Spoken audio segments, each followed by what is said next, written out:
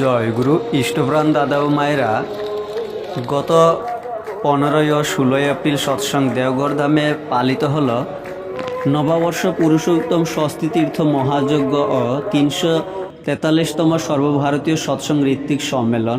তারই কিছু অপূর্ব মুহূর্ত আমরা দেখছি। পূজনীয় অবিন দাদা গতকাল সৎসঙ্গ ঋত্বিক সম্মেলনে বলেছেন, প্রতিটা উপযোজনা কেন্দ্রে ইষ্টভীতি অর্ঘ্য জমা দেওয়া ইনঅ্যাক্টিভ পরিবারগুলোকে আবার অ্যাক্টিভ করিয়ে তোলা বর্তমানে এপ্রিল থেকে জুলাই মাসের কাজ।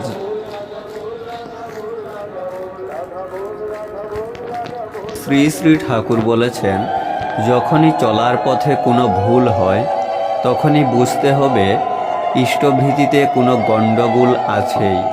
অত সরলতম এবং সব থেকে শক্তিশালী পথ আর নেই।